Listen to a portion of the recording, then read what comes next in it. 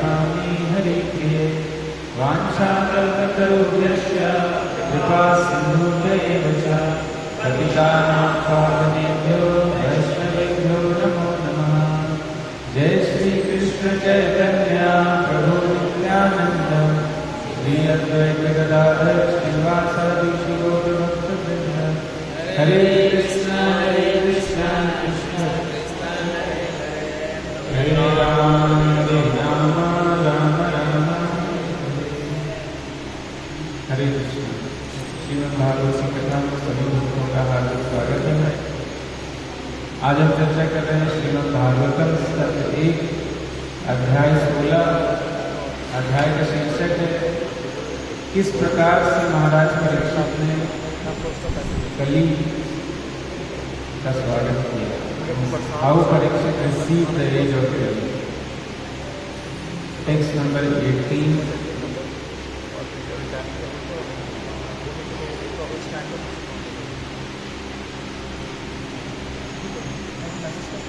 Text number 18 है कौन 90। अच्छा 18 हो गया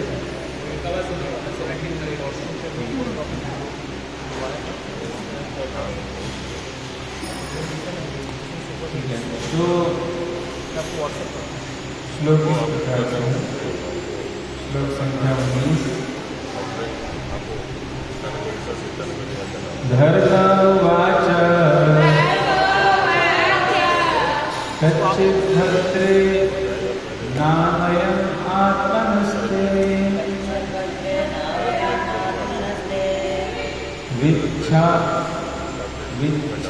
विच्छायासील यतेशमुखेन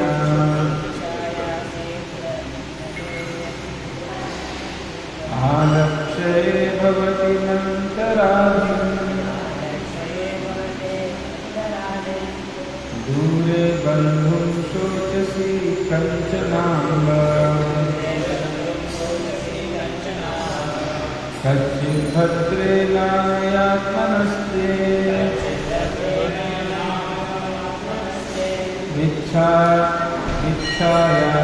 विच्छायासीलायते ईश्वरमुखेन आलक्ष्ये भवति मन्तराधिम् दूरे बन्धुं शोचसि कञ्चनाम्ब धर्मवाच कच्चिद्भद्रे नामयात्मनस्ते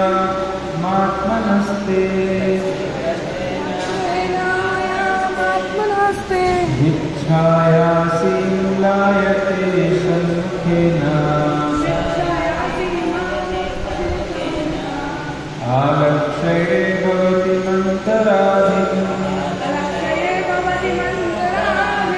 दूरे बन्धुं शोचसि कञ्चनाम्ब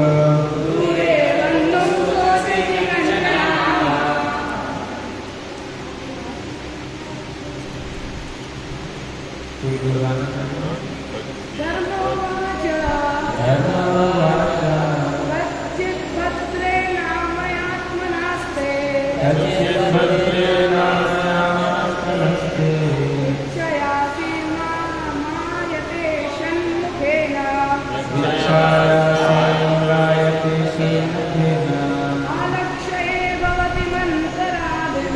आलक्ष्ये भवति मन्तराधिम् दूरे बन्धुं शोचसि कञ्चनाम्ब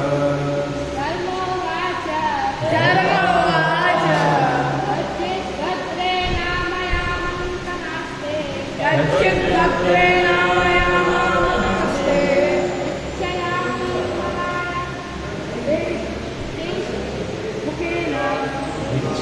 विच्छायासीलायते सन्मुखेन आलक्ष्ये भवति मन्तराधिम् दूरे बन्धुं शोचसि कञ्चनाम्ब धर्मवाच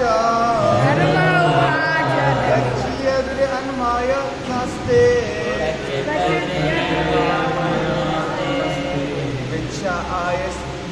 विच्छायासीलायते सन्मुखेन आलक्ष्ये भवति मन्तराधिम् दूरे बन्धुं शोचसि कञ्चनाम्ब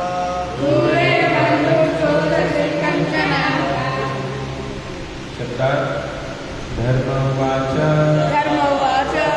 धर्म ने कहा कश्चित्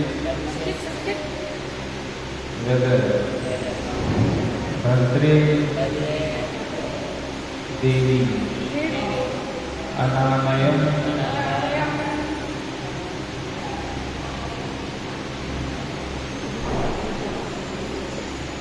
अनामयम means very hale and hearty, बहुत ही स्वस्थ। आत्मनः self ते विच्छायासि appear to be covered with shadow of grief.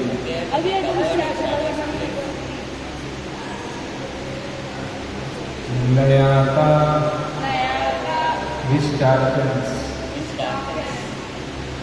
ईशत शक slightly, मुखेन by the face, आलक्षये you look bhavati unto yourself, antaradhim some disease within, dure long distance, bandhu friend, shochasi thinking of, kanchana someone, amba oh mother. So translation Prabhupada Sri Prabhupada, Dharma in the form of a bull asked, Madam, you are not hale and hearty. Why are you covered with the shadow of grief? It appears by your face that you have become black. Are you suffering from some internal disease? Or are you thinking of some relative who is away in a distant place? तो पिछले श्लोक में बताया गया था कि धर्म जो धर्म के देवता है वो एक पैर पर बुल के रूप में विचरण कर रहे थे। तो स्वाभाविक रूप से वो साधारण बैल नहीं थे। नहीं तो कोई पूछ सकता है कि एक पैर पर कैसे विचरण कर रहे हैं। तो साधारण बैल तो नहीं थे, धर्म साक्षात धर्म के देवता थे और बैल के रूप में ऐसे विचरण कर रहे थे। और उसी प्रकार से पृथ्वी माता वो एक गाय के रूप में विचरण कर रही थी और पर वो गाय के रूप में तो थी पर दिखने में बहुत ही उदास लग रहा था कि बहुत ही कुपोषित हैं या फिर बहुत ही उदास हैं। जैसे धर्म को बताते हैं कि ऐसा प्रतीत हो रहा है कि आप वैसे माता लग रही हो जैसे जिस माता ने अपने पुत्र को खो दिया हो। किसी माता का अगर बच्चा बिछड़ जाए तो वैसे प्रतीत हो रही थी, इतनी दुखी लग रही थी, इतने अधिक दुखी। और उनकी आंखों में आंसू थे और उनके शरीर की जो कांति थी वो खो चुकी थी। अब जैसे आप हमारे गौशाला में जाएंगे तो देखिए गाय कितने पुष्ट पुष्ट और कांति में प्रतीत होती है। और कहीं किसी ऐसे बड़े मेट्रो सिटी में चले जाइए जहाँ गाय कूड़े के आसपास घूमती रहती है तो कैसे कांतिहीन दुबली पतली दिखती है। तो वैसे ही ये गाय थी वो इस प्रकार से दिख रही थी, उनकी आंखों में आंसू थे। तो धर्म ऐसे संबोधित करते कि हे माता, लास्ट में बोलते अम्ब, अम्ब का अर्थ है माता। तो धर्म जो बैल के रूप में उनको ऐसे संबोधित करके पूछते हैं कि हे माता, आप बहुत ज्यादा सुखी नहीं दिख रही और स्वस्थ भी नहीं दिख रही, आपके ऊपर दुख का आवरण चढ़ा हुआ है और आपके चेहरे को देखकर ऐसा प्रतीत होता है कि आप पूरी तरह कांतिहीन हो चुकी हैं, अंदर कोई प्रसन्नता नहीं है। क्या आप किसी आंतरिक रोग से ग्रस्त हैं? आप हृदय में मतलब अंदर कोई रोग है शरीर में, या फिर आप ऐसे अपने किसी संबंधी के बारे में सोच रही हैं जो किसी दूर के स्थान पर। तो धर्म से विभिन्न प्रकार से बता रहे हैं कि आखिर क्या कारण है आपके दुख का, इतने दुखी क्यों है। तो प्रभुपाद जी तात्पर्य में बता रहे हैं, the people of the world in this age of Kali are always full of anxieties. लोग इस कलयुग में हमेशा दुख से ग्रस्त रहते हैं। Everyone is diseased with some kind of ailment. From the very faces of the people in this age, one can find out the index of the mind. Prabhupada ji कह रहे हैं कि इस कलयुग में जो लोग हैं वो हमेशा दुखी दिखते हैं, दुखी रहते हैं और दुखी दिखते हैं, और हर कोई किसी न किसी रोग से ग्रस्त है, और उनके चेहरे से ये पता लग जाता है कि उनकी मन स्थिति क्या है, उनके चेहरे को देखकर पता लग जाता है। तो ये तो कोई आश्चर्य की बात नहीं है, कि कलयुग का लक्षण ही है। People they are distressed and diseased and the main cause for this is lack of God consciousness. लोगों के दुख का कलयुग में मेन कारण क्या है कि लोग भगवान को भूल गए हैं और भगवान को भूलना ही चाहते हैं, याद रखना नहीं चाहते। वो अपने ही संसार में व्यस्त रहना चाहते हैं, भगवान को अपने केंद्र में नहीं रखना चाहते, क्योंकि लोगों को लगता है कि भगवान की आवश्यकता क्या है ना। जो भी हमको प्राप्त हो रहा है साइंस और टेक्नोलॉजी के द्वारा प्राप्त हो रहा है, तो भगवान की आवश्यकता क्या है, ऐसे कुछ लोगों को लगता है। पर यदि हम उनके जीवन को देखें तो उनका जीवन हमेशा ही दुखों से ग्रस्त रहता है।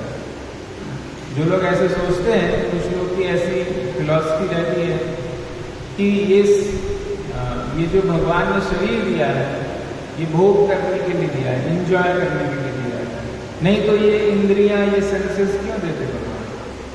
भोग करने के लिए, जीवा और मुख किस लिए? खाने के लिए, और आंखें अच्छे अच्छे सुंदर दृश्य देखने के लिए।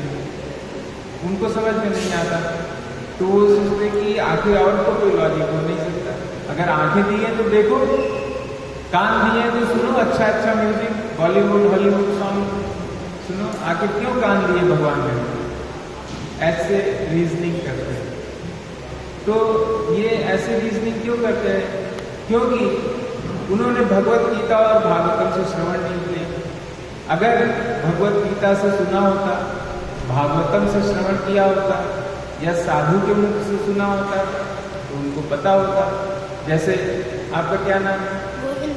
अब गोविंद देखिए बचपन से ही भगवत गीता का श्रवण करते हैं, भागवतम का श्रवण करते हैं, तो गोविंद अभी तुरंत बता देंगे। गोविंद जरा खड़े होकर बताओ, इधर आ जाओ यहाँ कैमरे के सामने, कि भगवान ने हमको आंखें क्यों दी है, भगवान ने हमको कान क्यों दिया है। 1 मिनट में बालक बता देगा, और 80 साल का बुढ़ा व्यक्ति नहीं बता पाएगा। हाँ, कैमरे के सामने बस ठीक है, खड़े इधर है। भगवान ने हमको आंखें दिए हैं ताकि हम लोग भगवान का दर्शन कर सके, और हमें कान दिए हैं ताकि हम लोग कथा और कीर्तन का श्रवण कर सके। तो और हमारे हर एक अंग का हमें हर एक अंग को भगवान की सेवा में यूटिलाइज कर सकते हैं, जैसे कि अम्बरीश महाराज ने किया था। Very good. तो अब ये बताइए कि भगवान की सेवा में इंद्रियों को लगाने का क्या फायदा होता है? यदि हम भगवान की सेवा में इंद्रियों को लगाएंगे तो हमें भी आनंद आएगा, और उससे हम लोग बुरा काम भी नहीं करेंगे, और अपने आप को भोगता भी नहीं मानेंगे, और उससे हम जल्दी से जल्दी भगवान के पास जा सकेंगे। Very good. देखिए ये है वास्तविक ज्ञान। एक छोटा सा 10-12 साल का बालक भी वो बातें जानता है जो एक PhD स्कॉलर नहीं जानता। बड़े बड़े यूनिवर्सिटी में MIT का कोई PhD स्कॉलर होगा और उसको नोबेल पुरस्कार भी प्राप्त होगा, तो भी वो ये नहीं बताया पाएगा जीवन में आनंद प्राप्त करने का वास्तविक तरीका क्या है। और प्रकाश जी की कृपा से 10-12 साल का छोटा सा बालक बता सकता है कि वास्तविक आनंद कैसे प्राप्त होता है। ये दिखाता है कि हमारा जो एजुकेशन सिस्टम है ये कितना मिसडायरेक्टेड है। Therefore, we should not blindly follow the Western education system, which has no eyes. Prabhupada ji कहते थे कि the Western education system और Western philosophy, Western world, उनके पास ऑपुलेंस है, पैर है, पर आंखें नहीं है, दृष्टिहीन है। They are going blindly towards hell. और जो इंडियन है उनके पास आंखें तो है पर वो पंगु है।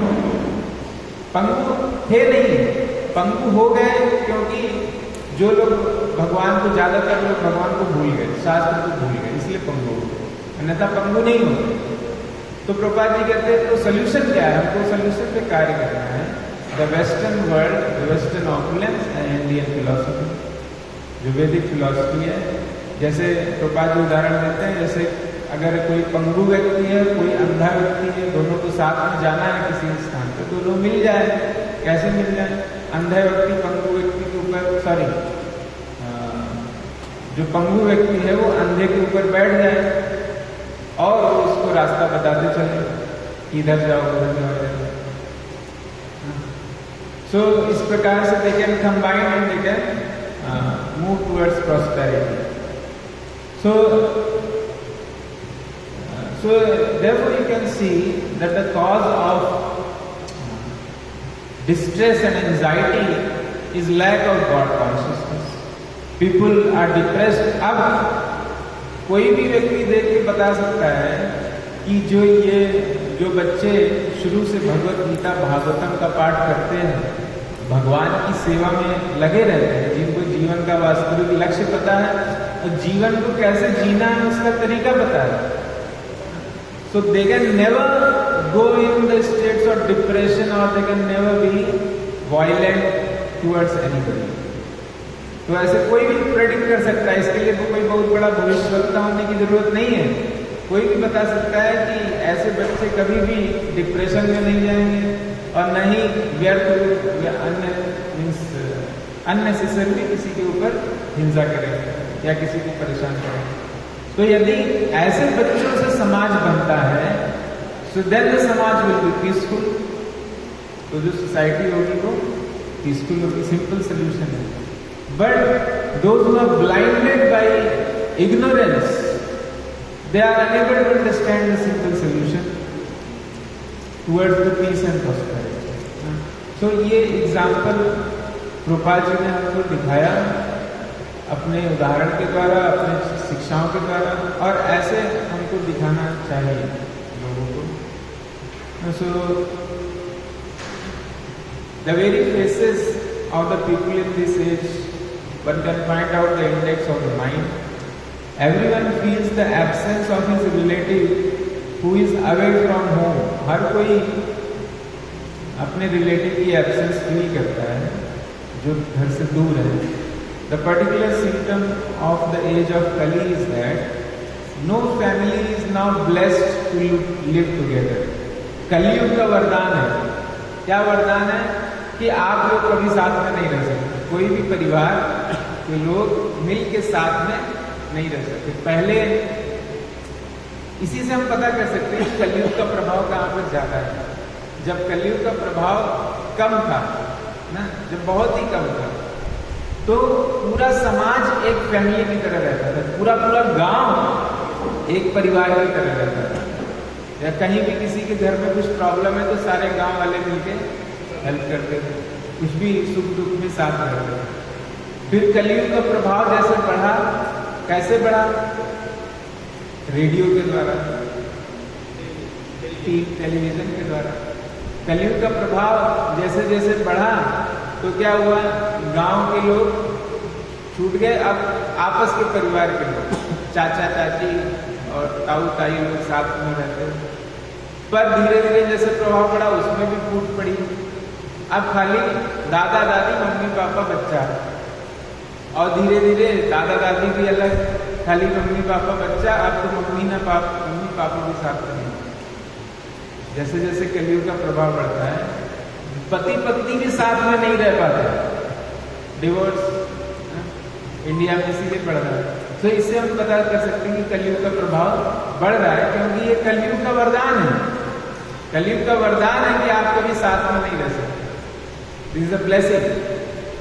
Now those who accept the process of Krishna consciousness, they can be saved from this defect of Kali Yuga. जो कृष्ण भक्ति को स्वीकार करते हैं, चैतन्य महाप्रभु के द्वारा दिए गए पाठ को स्वीकार करते हैं, गुरु के मार्गदर्शन में, गुरु की गाइडेंस में, तो वो कलियुग के प्रभाव से बच सकते हैं। जैसे बारिश में कोई छाता लेकर चलता है तो वो बारिश के प्रभाव से बच जाता है। कलयुग तो चारों तरफ है, लेकिन जिसने ये कृष्ण भक्ति का, गुरु का आश्रय ले लिया, गुरु परंपरा का आश्रय ले लिया छाता का, तो वो कलयुग के प्रभाव से बच जाता है। कलयुग में रहते हुए भी कलयुग के प्रभाव से बच जाता है। और ये छाता ऑर्डिनरी छाता नहीं है कि इसमें एक जन या दो जन ही आ पाए। ये छाता एक्सपैंडेबल है, ये स्पिरिचुअल छाता है, स्पिरिचुअल एम्ब्रेला। जैसे वैकुंठ का विमान होता है, पुष्पक विमान, उसमें कितने भी लोग भर जाते हैं, वो पता नहीं चलता कि भर गया है। उसी तरह से स्पिरिचुअल छाता है, कृष्ण भक्ति का छाता, गुरु का आश्रय का छाता। यदि कोई इसमें आते हैं तो इसमें कितने भी लोग आ सकते हैं। मैं कलयुग, जो लोग स्वीकार करना चाहते हैं, इस छाते के अंदर आना चाहते हैं, वो सभी इसके अंदर आ सकते हैं और घोर कलयुग में भी सतयुग का अनुभव कर सकते हैं। So actually it is going on golden age within the age of darkness, golden age within the age of darkness, just like Radha Rani is there inside Krishna, in the heart of Krishna. just so golden age in the age of darkness, this is actually expertise of Krishna. ये भगवान श्री कृष्ण की expertise है कि जहां सबसे विपरीत परिस्थितियां भी होती हैं, वहां पे भगवान मौका देते हैं हाईएस्ट बेनिफिट प्राप्त करने का। कोई ये कंप्लेन नहीं कर सकता कि मैं तो बहुत ही विपरीत परिस्थितियों में मेरा जन्म हुआ या मैं हूं, मैं यहां से कृष्ण भक्ति कैसे करूं। ये कृष्ण भक्ति की या भगवान श्री कृष्ण की एक्सपर्टीज है कि ये कंप्लेन कोई नहीं कर सकता, क्योंकि जो सबसे विपरीत परिस्थिति है वहां पे अपॉर्चुनिटी है कि सबसे हाईएस्ट बेनिफिट प्राप्त करना। This is the beauty of Krishna. How highest benefit कैसे प्राप्त करने की, डिपेंडिंग ऑन आवर रिसेप्टिविटी, हमारी ईगरनेस और हमारी रिसेप्टिविटी कृष्ण भक्ति में, भगवान श्री कृष्ण को प्रसन्न करने की रिसेप्टिविटी से we can take the highest benefit. Because Krishna भक्ति का पालन करने में कोई बाधा हो नहीं सकती। क्यों कोई बाधा नहीं हो सकती? क्योंकि भगवान कृष्ण भक्ति में हमारी बाहरी परिस्थिति को देखते नहीं कि हम बाहरी रूप से भगवान को भोग अर्पण कर पा रहे हैं या फूल अर्पण कर पा रहे हैं कि नहीं।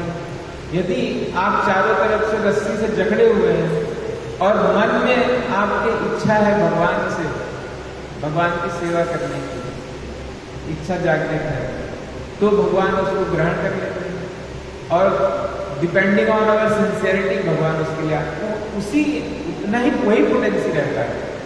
ऐसा नहीं कि अगर आप पर्सनली भगवान की कुछ सेवा कर रहे हैं और मन में किसी तरह उसी से उसी भाव से सेवा कर रहे हैं तो दोनों में डिफरेंस है, ऐसा नहीं है। वही बल्कि कभी कभी तो ज़्यादा होता है, क्योंकि कभी कभी ऐसा होता है कि जो हम एक्सटर्नली सेवा करते हैं तो उसमें मन हमारा साथ न रहे। लेकिन जब हम बहुत ही डिफिकल्टी में होते हैं और उस समय मन से भगवान को स्मरण करते हैं तो उसमें हमारा मन ज़्यादा ईगरनेस से भगवान की शरण लेता है और भगवान को उसमें ज़्यादा आनंद का अनुभव होता है। Therefore, there is no impediment in Krishna consciousness. Therefore, it is said that obstacles are the servants of Krishna.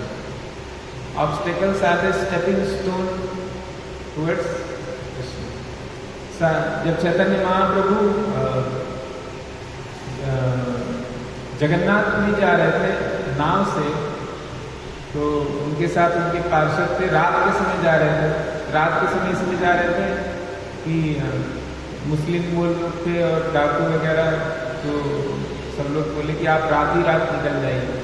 तो रात में जा रहे थे तो चैतन्य महाप्रभु कीर्तन करने लगे जोर जोर से। तो जो नाव चलाने वाला था वो डर गया, उसने कहा अरे अपने स्वामी जी से उनसे बोलिए ये कीर्तन न करे इतने जोर से, क्योंकि कीर्तन करेंगे यहाँ पे बहुत सारे यवन सैनिक घूम रहे हैं, वो पकड़ लेंगे और ये नदी के किनारे किनारे बाघ रहते हैं, शेर, अगर उनको सुनाई पड़ गया तो वो भी अटैक कर सकते हैं।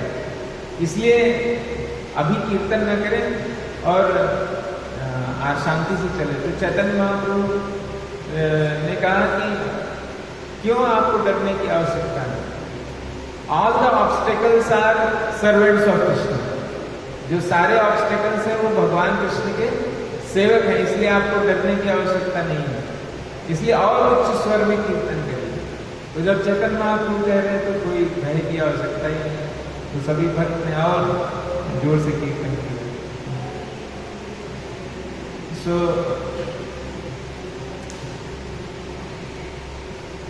तो प्रभुपाद जी कह रहे हैं कि how they are blessed, not no family is blessed to live together. To earn a livelihood the father lives at a place far away from the son, और the wife lives far away from the husband and so on. तो ऐसा देखा जाता है। There are sufferings from internal diseases, separations from those near and dear, and anxieties for maintaining the status quo. कई लोग तो इस कारण से आत्महत्या कर लेते हैं कि वो अपना स्टेटस नहीं मेंटेन कर पा रहे। अमीर व्यक्ति जिनके पास अभी भी लाखों करोड़ों रुपए है, मान लो कोई अरबों का व्यक्ति है, अरबों का मालिक है, और वो अरबों से घट के करोड़ में आ गया, तो उसने आत्महत्या कर लिया कि मेरे पास, उसने ये नहीं देखा कि मेरे पास रहने के लिए घर है, अभी भी 1 करोड़ रुपए है। वो ये देख रहा है कि कितना मेरे अरबों का बिजनेस सब ठप हो गया, सब जो था वो लॉस हो गया, अब मैं समाज में क्या मिलूंगा। द इंसिडेंट इज देयर ना, समबडी कैफे कॉफी का जो so because of not able to maintain the status को, अपना खाली स्टेटस। और ये क्या है, स्टेटस को क्या है, खाली मिथ्या अहंकार, फॉल्स ईगो। और ये मिथ्या अहंकार की जड़ क्या है, इग्नोरेंस, अविद्या, ज्ञान का अभाव, साधु संगों का अभाव, भागवत गीता भगवान और श्रीमद् भागवतम से श्रवण न करना, यही इसका कारण है। These are but some important factors which make the people of this age always unhappy. तो ये कुछ कारण है जिससे इस संसार के लोग हमेशा अनहैप्पी रहते हैं। पिछले तात्पर्य में गोपाल जी ने बताया था कि जो काऊ एंड बुल है, गाय और बैल, वो इस संसार के समृद्धि के कारण, यदि जहाँ पे गाय और बैलों की पूजा होती है, उनकी अच्छे से देखभाल होती है, तो वो समाज हमेशा सुखी और समृद्ध रहता है। ये समाज के सुखी और समृद्ध होने के कारक है। गोपाल जी कहते हैं क्योंकि जो बैल होते हैं वो हमारे लिए खेत जोतते हैं और अन्न उत्पन्न करते हैं बैल, और जो गाय होती हैं वो हमको जो सबसे मिरेकल फूड है, जादुई भोजन, दूध, गाय का दूध, वो हमको प्रदान करते हैं। तो ऐसे कहते हैं, मैंने कहीं पढ़ा था कि जो गाय का, उसको क्या बोलते हैं, हम, जो गाय का हम होता है पीठ पे, सो वो जब सूर्य की किरण प्राप्त करता है तो उससे गाय के अंदर स्वर्ण बनता है, और वो स्वर्ण गाय के दूध में मिलता है। तो गाय का दूध जब हम पीते हैं तो हमको उसकी शक्ति भी प्राप्त होती है। जैसे बना बोलते हैं सोना चांदी च्यवनप्राश, तो वो हमारे हेल्थ के लिए अच्छा होता है। तो ऐसे बताते हैं जो हमारी देसी गाय होती है, इसके ऊपर हम होता है, तो वो सूर्य की किरण से वो स्वर्ण का निर्माण होता है, और वो स्वर्ण गाय के दूध में मिलता है, और वो दूध हम पीते हैं तो उनको भी शक्ति प्राप्त होती है, इम्यूनिटी प्राप्त होती है। तो हमें यदि कलयुग के प्रभाव से बचना है तो हमको क्या करना पड़ेगा, श्री चैतन्य महाप्रभु का शरण लेना पड़ेगा। तो we'll sing one song, Vaishnav song for 5 minutes. Kali Kupur Kadam Yadi Chahoge.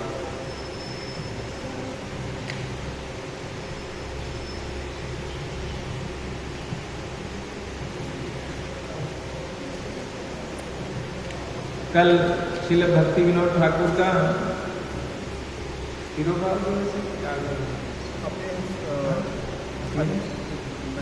I think disappearance, कल श्रील भक्ति विनोद ठाकुर का डिसअपियरेंस है और उन्होंने ये भजन लिखा है।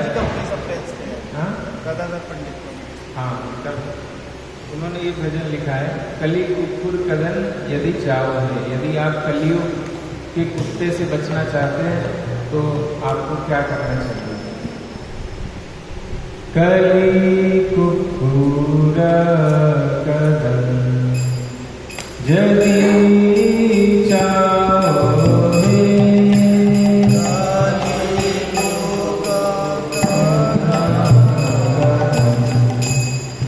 यदि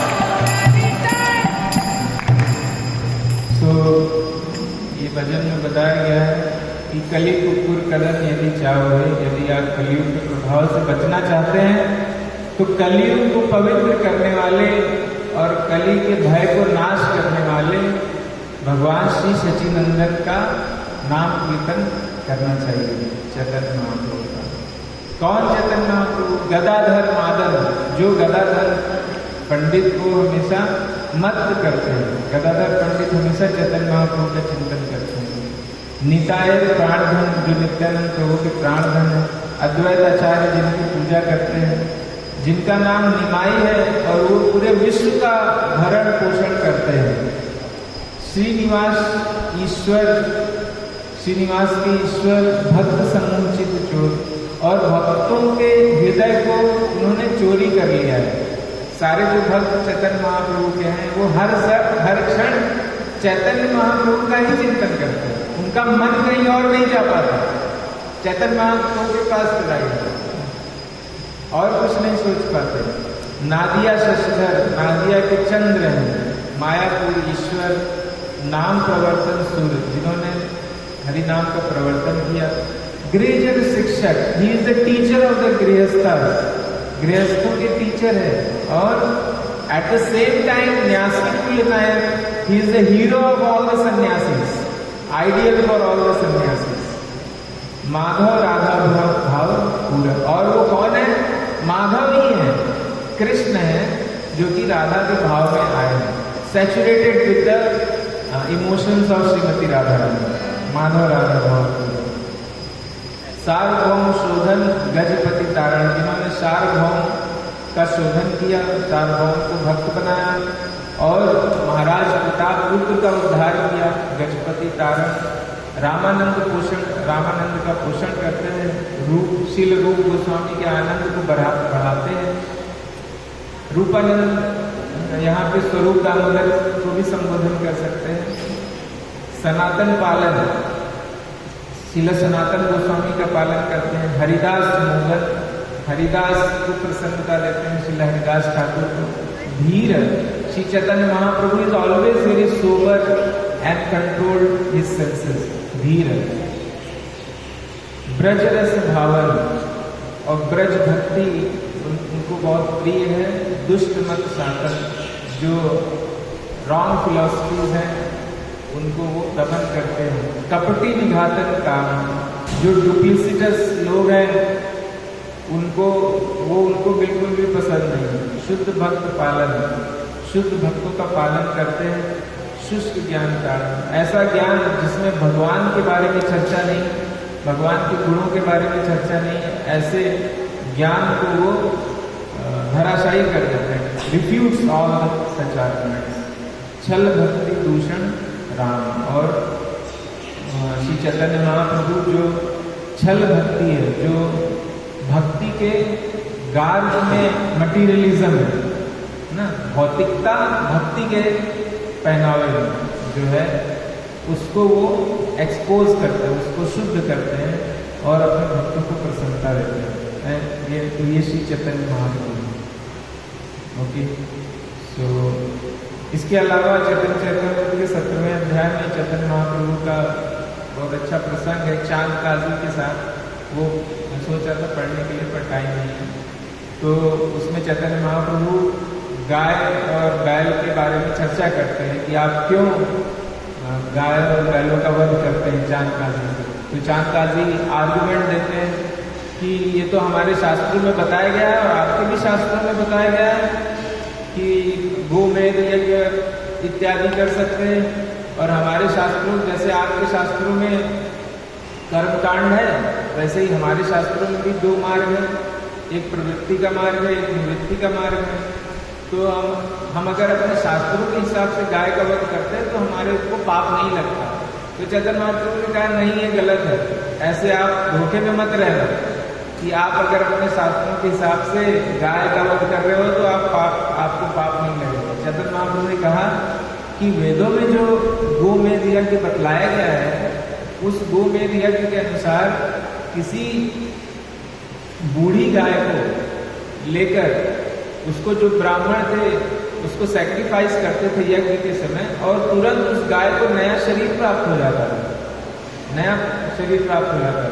तो ये यज्ञ की सफलता मानी जाती है। तो चैतन्य महाप्रभु ने आगे बताया कि पर आजकल के जो कलयुग में ब्राह्मण है, ना तो इतने शुद्ध ब्राह्मण है कि वो यज्ञों को सही प्रकार से कर पाए।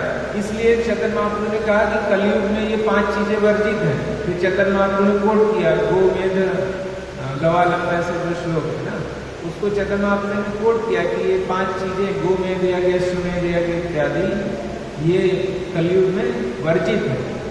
और आपके जो शास्त्र हैं वो शास्त्र सही नहीं है। चैतन्य महाप्रभु स्वयं भगवान श्री कृष्ण स्पष्ट कह रहे हैं कि जो आप लोगों के शास्त्र हैं they are full of defects and illusions, because वो ऐसे उन लोगों के द्वारा बताया गया जिनको जीवन का लक्ष्य सही से पता नहीं है। Clearly Lord says. तो इसलिए यदि आप शास्त्रों में दिए गए इंस्ट्रक्शन का पालन करते हैं बिना सोचे समझे, then all of you are going to go to hello.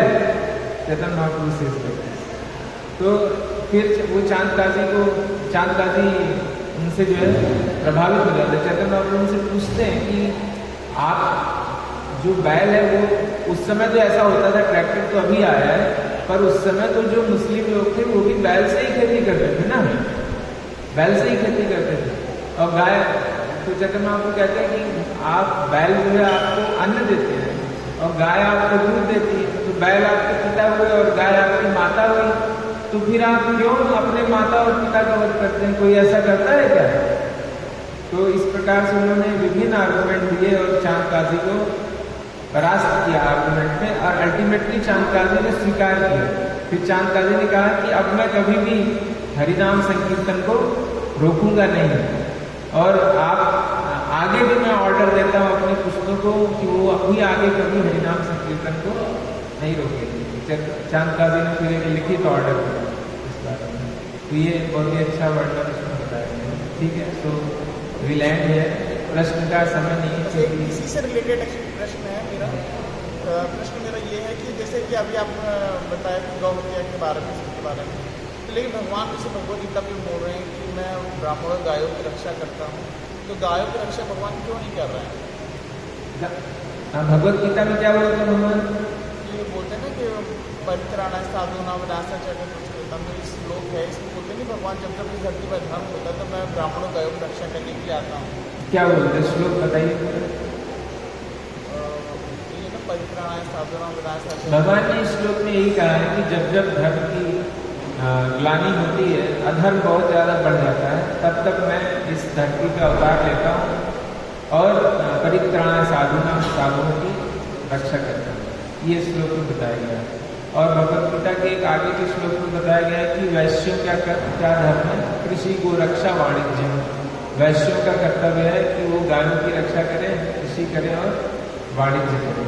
तो ये जो कलयुग है, कलयुग में जब भी धर्म बहुत ज़्यादा, अधर्म बहुत ज़्यादा बढ़ जाता है तो भगवान आकर धर्म की स्थापना करते हैं। बट कलयुग has its natural flow, the material world has its natural flow. यहाँ पे जो भी व्यक्ति जन्म लेता है वो किसी न किसी प्रकार के दुखों से हमेशा ग्रस्त रहता है, चाहे पशु हो या चाहे ब्राह्मण हो। यहाँ तक कि ब्राह्मणों का भी मर्डर हो जाता है। ब्राह्मण अभी फरीदाबाद मंदिर में कोई पुजारी को गला काटकर तो जो भी कलयुग में जन्म लिया है वो उसको इस प्रकार के कष्ट होते ही हैं। पर भगवान की दृष्टि से आप देखेंगे तो भगवान शरीर की दृष्टि से नहीं देखते। शरीर का नाश होने से क्या आत्मा का नाश हो जाता है? भगवान ने अभिमन्यु के पुत्र का वध भगवान के सामने हो गया। भगवान भी युद्ध में थे। अर्जुन के पुत्र का वध, अभिमन्यु का वध हो गया। तो भगवान जब कोई वचन बोलते हैं तो शरीर के स्तर पे नहीं बोलते हैं। Bhagavad Gita is not spoken on the body platform, it is spoken on the spiritual platform. तो जो भी धार्मिक व्यक्ति हैं उनकी रक्षा होती है, और शरीर की इस संसार में तो वैसे भी शरीर नश्वरी है। भगवान कहते हैं काल के रूप में मैं सबको ग्रहण कर रहा हूँ, चाहे जिसने भी यहाँ पे जन्म लिया। भीष्म पितामह को भी अर्जुन ने देखा भगवान के का विश्व रूप में जाते हुए काल के रूप में। तो we should not be diluted when we see that at the bodily level somebody is facing some difficulty, even if he may be very pious and even he may be devotee. In Africa there are some devotees who are shot dead. They are very advanced devotees. Ladini Mataji, ek Mataji in Africa. So she was preaching in Africa, and वो temple पे Africa में ऐसे dictatorship और ये सब होता, तानाशाही वगैरह. तो जब सरकार बदलती है तो जो लोग सरकार के पास करीबी होते हैं उनको दूसरे अपोनेंट मार देते हैं. उस समय एटलीस्ट होता था कुछ साल पहले. तो the opponents, they came in the temple and they caught all the brahmacharis and pujaris and they lined up. उनको लाइन में खड़ा कर दिया, ISKCON devotees. And there was one Mataji, Ladini Mataji was very famous and she was preaching in Africa. और वो उन्होंने line करके स्त्रियों को बोला कि आप जाओ, हम आपको नहीं मारेंगे, but we'll kill the men without any reason. हाँ, उनको उनके लिए. तो उन्होंने कहा कि they were lined up and he was going to shoot them. And Ladini Mataji, she came and she hold the gun of that person, जो भी व्यक्ति था, उसका गन पकड़ के बोला कि मैं अपने आंखों के सामने नहीं मारने दे सकती आपको. तो उन्होंने कहा कि आप चले जाओ, we will leave you, we will shoot them, otherwise we will shoot you also.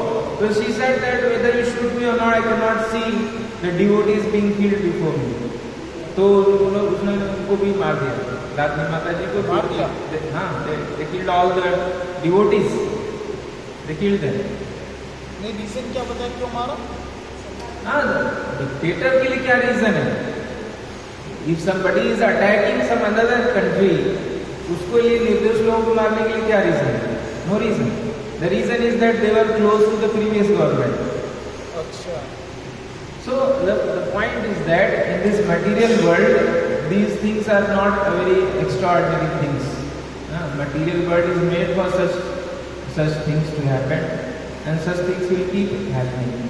But the point is that whether she not protected by Krishna when she is killed by that person?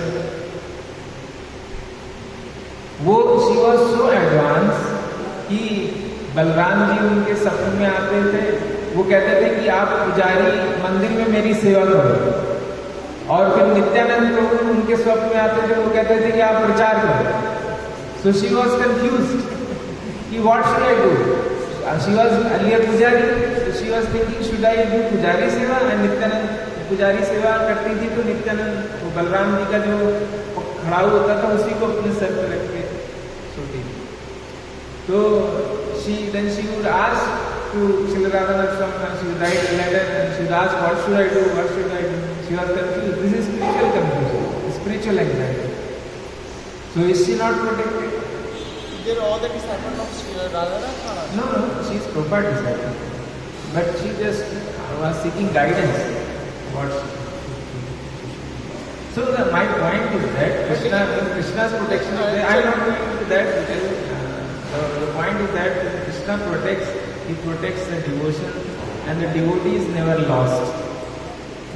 Understand, but लेकिन क्या है कि जो दूसरे लोग हैं, हाँ, Krishna don't care about them. नहीं, वो ये सोचेंगे फिर कि क्या कहते हैं, अरे ये तो इनको तो हमेशा मारते रहो, उनको तो बॉडी छोड़कर. भगवान ने बुद्ध धर्म क्यों फैलाया?